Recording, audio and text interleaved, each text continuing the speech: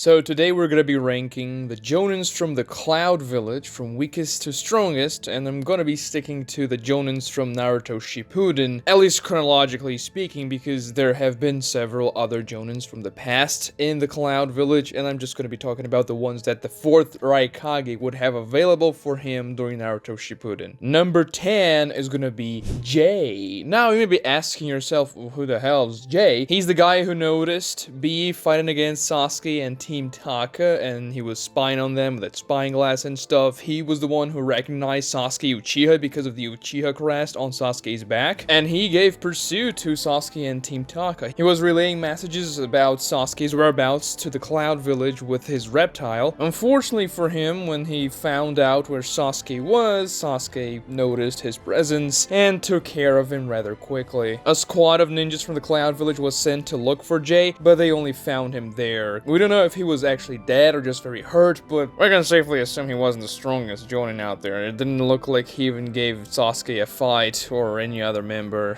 in Taka. Number 9 is gonna be Rashi. Now this guy doesn't really have a lot of screen time, but you're going to recognize him because he is the very old guy from the Cloud Village that literally went to the war. Like all the ninjas from the Alliance, they seem to be from 20 to 40 years old, but all of a sudden there's this long-haired guy that's really damn old out of nowhere, and he is from the Cloud Village. This guy is Rashi. He is a Jonin, and we don't know a whole lot about the dude, but he's literally 81 years old, and he is fighting in the 4th Great Ninja War. He's older than Onoki. He should be retired, but he is still fighting, man. I mean, Madara's coming, we gotta do something. And apparently he survived the war, so I have to put him higher than Jay here, because if he's 81 and he is a Jonin still fighting in the war, it means the guy at least has some power. Number 8 is gonna be Tango. No, not the Argentine style of dancing. Tango is a character in the Naruto series. He was one of the Cloud Ninjas dispatched with a reconnaissance squad that was led by Kankuro in the beginning of the 4th Great Ninja War. They fought against Deidara, Sasori, Sai's brother in the Edo Tensei forms, but Tango himself didn't do much, but he was chosen for that particular job, which was very selective. Therefore, I have to assume he has some kind of power, because it doesn't do a whole lot during that little arc in the beginning of the 4th Great Ninja War. Number 7 is going to be Samui. She was the person who led Karui and Omoi to the Leaf Village right after the Pain arc because they wanted information on Sasuke from the Leaf Village. They were going to hunt Sasuke down because they thought he had captured the 8 Tails and he did attack B. So she was a squad leader and she was very respected by Karui and Omoi. In the 4th Great Ninja War, she is in the battle against Kinkaku and Ginkaku, and notice that I didn't say she was fighting against Ginkaku and Kinkaku because she literally doesn't do anything in that fight. It's kind of frustrating, to be honest. She's just there to do nothing. Even her brother Atsui does something. He at least throws some fire against Ginkaku and Kinkaku, but Samui just gets caught by Ginkaku and Kinkaku's jutsu and gets absorbed by their gourd. But even though she is absolutely worthless in a fight, she is still my favorite Cloud Village character for no particular reason. Actually, there are 2 reasons, but whatever. Number 6 is going to be Mabui, the 4th Hokage's assistant. She never really fights in this series, but she's a very useful shinobi. She can teleport objects to literally any place on the planet using her light speed teleportation jutsu, and she can also do that to people, even though it really hurts the people that she used it on, so they have to be very durable. She teleported the Ember Jar to the battlefield in the 4th Great Ninja War to give it to Shikamaru so that he could seal Kinkaku, and then she teleported the Raikage and Tsunade to the battle against Madara because, well, the 5 Kage had to reunite there. Her jutsu can be very harmful to people, but the Raikage had a lightning cloak, which allowed him to resist the damage of the light speed teleportation, and Tsunade used her mitotic regeneration to recover from the wounds. So we don't know how capable she would be in an actual fight, but Mabui has an extremely powerful jutsu from an utility perspective. I mean, think about all the stuff that you can do with that jutsu. Teleport things anywhere you want without having to leave a mark before, like the Flying Raijin, for example. It's only worse than Kamui when it comes to that regard. And, well, it also can't teleport people unless they can resist the damage, but still, it's a powerful technique. Number 5 is going to be Shee. He's a very useful shinobi as well. There's this cool way that they play with words in the Cloud Village. The Raikage is always A, then there's B, and then there's C. Shee is C in Japanese, so he is the letter C. And that's what even the Raikage says. He is his left arm. That's why he chooses Shee to go with him in the 5 Kage Summit. Now, he's a very interesting character here because his arsenal is much more unique than you would expect. He doesn't have a very devastating jutsu that deals a lot of damage, as far as we know at least, but he has a lot of utility. First, he's a well-versed sensory type. He is the guy that's sensing where Sasuke is when they found out he is in the 5 Kage Summit, and he tracks Sasuke down, finds where he is, and they start to fight Sasuke. Then we see Shee is proficient with genjutsu when he tries to put Sasuke under a genjutsu, just before the Raikage and Darui engage Sasuke in taijutsu and ninjutsu confrontation. It doesn't work because Sasuke has the Sharingan. It's just about the worst person in the world for you to cast a genjutsu against, and Shee himself recognizes it. He says, "Oh, he saw through my genjutsu. The Sharingan's really crazy." I'm paraphrasing here, by the way. And then we see that Shee is also a medic ninja. He has healing ninjutsu available to him, which is something very good and difficult to acquire because it requires a lot of chakra control. Shee is the guy who stops the bleeding from the Raikage's arm after the Raikage cuts his own arm off because he was being burned by the Amaterasu Dark Flames because he punched through it so that he could punch Sasuke in the Susanoo ribcage. And Shee did get taken out of the fight by Sasuke's genjutsu before Sasuke really engaged the Raikage, but a guy that's proficient at genjutsu, healing ninjutsu, a sensory type guy, he's very useful to have around. I see why the Raikage would choose him to have as a escort in the 5 Kage Summit. Unfortunately, Shee barely even appears in the war. I mean, he's here and there. You can see him in the background a couple of times, but he never does anything in the war arc, so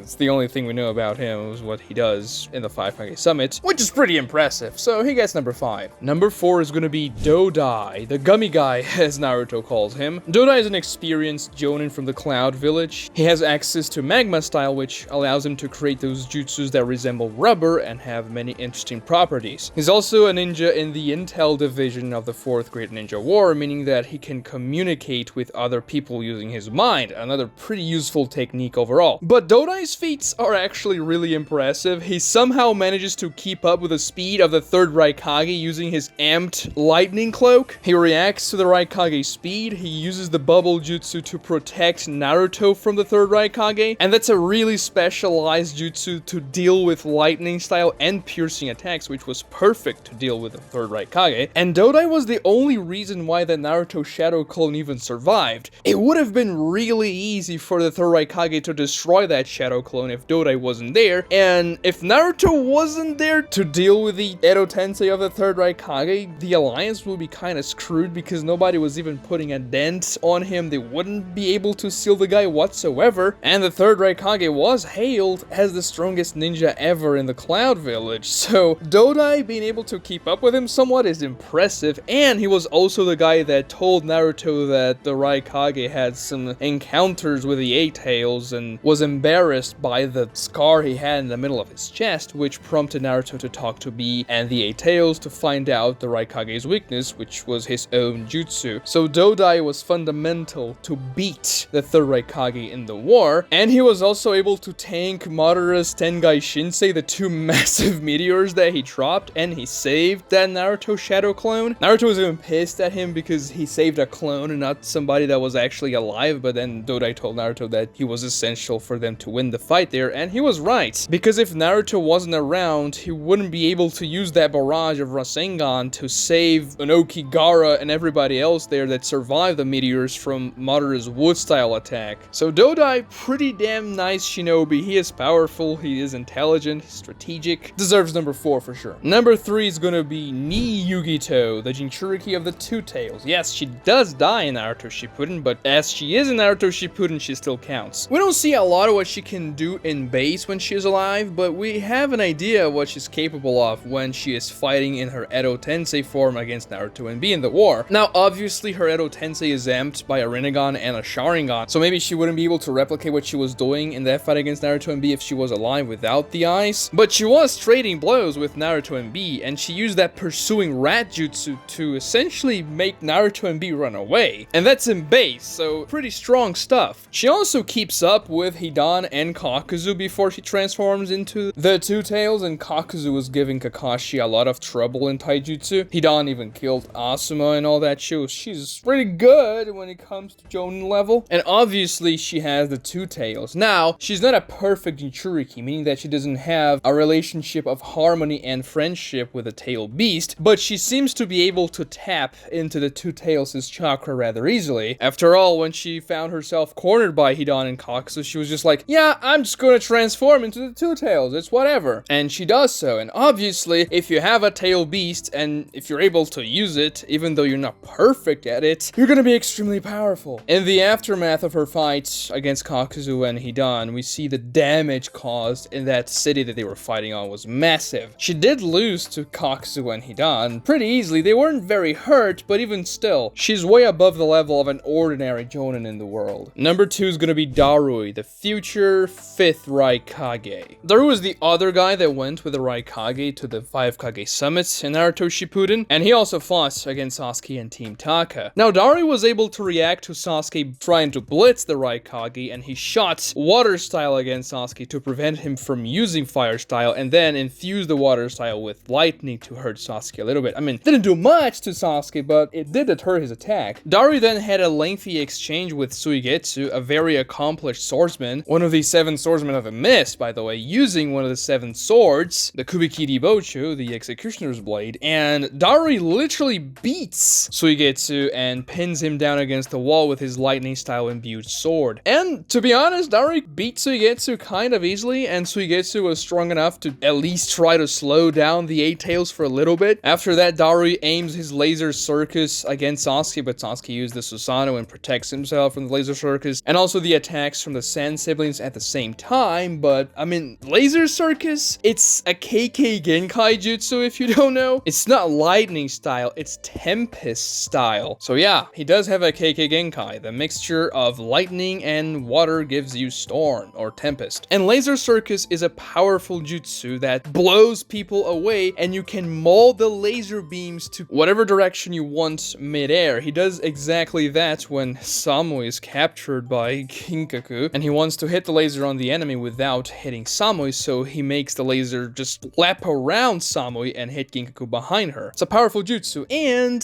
Darui also has Kuro Panther, the Dark Panther jutsu, which is one of the coolest jutsus in the Naruto series. It's a shame he only really uses it against White Zetsu. Kind of a waste of a cool jutsu, if I'm being honest. But it is said to be a very powerful technique, so I mean, he was chosen to be the leader of the first division of the Alliance, so he has to be powerful, and he becomes the 5th Raikage. So Darui, number 2, very powerful dude. And number 1, finally, the strongest Jonin in the Cloud Village is going to be Hikaku Chiga. No, it's not Hikaku. I'm kidding. Hikaku's not from the Cloud Village. It's gonna be Killer Bee. Kind of obvious, isn't it? I mean, not only is he the strongest Jonin in the Cloud Village, he is the strongest Cloud Village shinobi of all time. Remember, the person that was hailed as the strongest ninja from the Cloud Village was the 3rd Raikage, and he used to stalemate the 8 Tails. Bee has full access to the 8 Tails. They're friends and allies. He's a perfect Jinchuriki, so he is even more powerful than the 8 Tails was back in the day when he was fighting against the 3rd Raikage, because they are in sync. They can combine their powers, meaning that he would be stronger than the beast who fought the 3rd Raikage, the strongest ninja ever in the Cloud Village, meaning that, yeah, Bee kind of is the strongest ninja in the history of the Cloud Village, isn't he? I mean, even back in the day, he was able to react to Minato. When Minato clashed against who would one day become the 4th Raikage, Bee was able to block a slash from Minato using his tail, and then he was able to react from a flying Raijin Blitz from Minato pointing his sword back at Minato so that he wouldn't strike him in the back. He almost kills Sasuke 3 times when he tries to capture him, even though he eventually loses the fight to Amaterasu, but I mean, Amaterasu is completely cracked against large targets, aka the 8 Tails. He also kind of takes a heavy beating from Kisame, but Kisame is just about the worst opponent a Jinchuriki can fight against. But we can see that after he leaves the Turtle Island with Naruto to go to the war, he punches the Raikage down. He is actually stronger than the Raikage, and the Raikage was using his lightning amp. Bee then fights against Nagato and Itachi, and granted, he was taking a heavy beating from Nagato. If Itachi hadn't saved them, well, Bee and Naruto would have been captured, but still, he goes on and fights against Obito, and he was very important in that fight because he was the guy that had the power to control his tail beast, at least up until Naruto acquired KCM2, and he went on to be very important in the fight against the 10 tails as well, because, well, I'm one of the tail beasts. I'm gonna do stuff here that most people can't, because what's the best thing to fight against a tail beast? The 10 tails here. It's gonna be another powerful tail beast. There's nobody else in the Cloud Village that could have done what he did in the fight against the 10 tails. It's just not feasible, really. And yeah, there's kind of a major abyss in between number 2 and number 1 on this list, because B is just way more powerful than Darui. I mean, B would easily destroy all other 9 ninjas on this list. I mean, just the way it is. Like this video if you enjoyed it, subscribe to this channel if you haven't done so already, and watch this other cool video right here for more Naruto content. Thank you so much for watching, guys.